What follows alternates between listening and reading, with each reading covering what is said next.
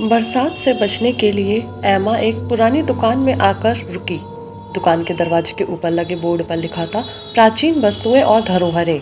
खिड़की में टिमटिमाती मोमबत्तियों की मध्यम रोशनी से आकर्षित होकर उसने अंदर जाने का फैसला किया। दुकान के भीतर की हवा में पुराने लकड़ियों और सीलन की गंध भरी हुई थी। दीवारों पर अजीब चीजों से भरी अलमारियां थीं, धूल से ढकी किताबें, धुंधले शीशे और चीनी मिट्टी की मूर्तियां जो मानो हर समय उसे घूर रही हों। एमा की नजरें दुकान में घूमते हुए आखिरकार एक कोने में रखी गुड़िया पर पड़ी।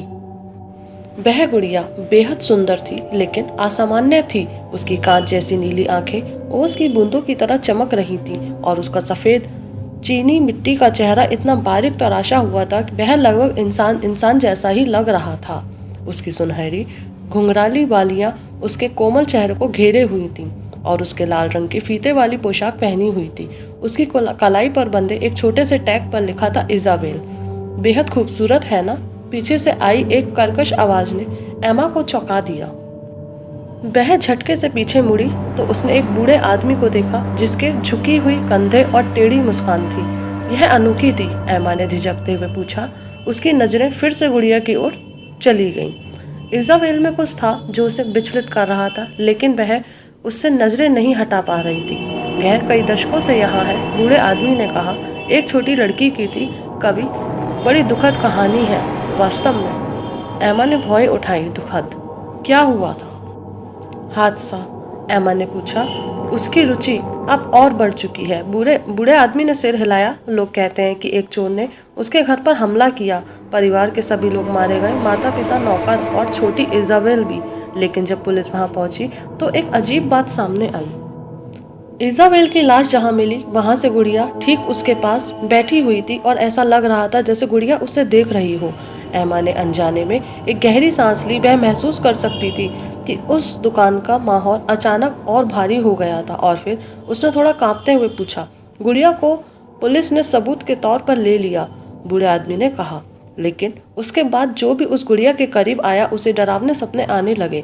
कई लोगों ने कहा कि उन्होंने गुड़िया को रात में चलते हुए या अपनी जगह बदलते हुए देखा है। और फिर जो भी इसके मालिक बने उनकी मौत हो गई। अंत में इस गुड़िया को इस दुकान में लाकर छोड़ दिया गया और तब से यह यहीं है।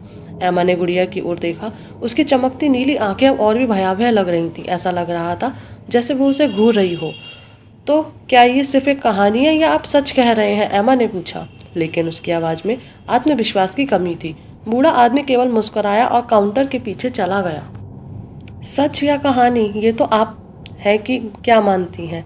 लेकिन एक बात याद रखें, इस गुड़िया के साथ कोई खेल ना करें। उस रात एमा अपने घर लौटी, लेकिन गुड़िया के बारे में सोचती रही। वह खुद को समझा नहीं पा रही थी कि क्यों वह गुड़िया उसे उतना आकर्षित कर रही है। अगली सुबह बिना किसी कारण के उसने फिर से उस दुकान का रुख किया और गुड़िया खरीद ली। आपने इसे चुना है तो अब ये आपकी है, बूढ़े आदमी ने कहा। उसकी आवाज में एक अजीब सा ठंडा भाव था। एमा ने गुड़िया को अपने बेडरूम में एक शेल्फ पर रखा, लेकिन वह रात से ही अजीब घटनाएं शुरू हो गईं। रात को जब वह सोने जा रही थी तो उसे ऐसा लगा जैसे कोई कमरे में चल रहा हो। उसने लाइट चालू की, लेकिन वहाँ कोई नहीं था। गुड़िया उसकी शेल्फ पर बैठी थी, उसकी नीली आंखें चमक रही थीं। दूसरी रात उसने सुना कि किसी ने उसके कान के पास आकर फुसफुसाया, इजाबेल। वह चौंककर उठ गई। कमरे में सन्नाटा था, लेकिन गुड़िया शेल्फ पर नहीं थी। वह फर्श पर पड़ी थी और किसी ने उसे जैसे किसी ने उसे नीचे गिरा दिया हो। शायद हवा से गिर गई होगी। उसने खुद को समझाने की कोशिश की, लेकिन भीतर कहीं ना कहीं वह जानती थी कि यह सच नहीं था। तीसरी रात सबसे खौफनाक थी। आधी रात को उसे अचानक जागने का एहसास हुआ। जब उसने अपनी आंखें खोली तो वह ठंडी पड़ गई। गुड़िया उसके बिस्तर के पास बैठी थी। उसकी नीली आंखें उसे घूर रही थी और इस बार गुड़िया के होठ हल्के से मुस्कुरा रहे थे। एमा ने चीख मारी। वह जल्दी से उठी। उसने मोमबत्ती जलाई। जब रोशनी हुई तो गुड़िया वापस शेल्फ पर थी। क्या वह सपना देख रही थी या ये सच में हुआ था? एमा ने अगले दिन गुड़िया को जलाने का फैसला किया।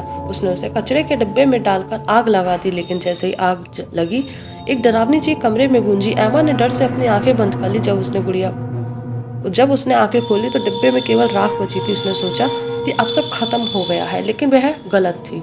उस रात जब एमा सोने गई तो उसने अपनी तकिए के नीचे कुछ महसूस किया। जब उसने उसे उठाकर देखा तो वही गुड़िया बिना किसी खरोच के मुस्कुराती हुई अपनी नीली आंखों के साथ वहीं पर बैठी थी। उसकी कलाई पर टैग में लिखा था अब मैं तुम्हारी हूँ। और फिर इज़ाबेल ने भी फुसफुसाया कि अब मैं तुम्हारी हूँ।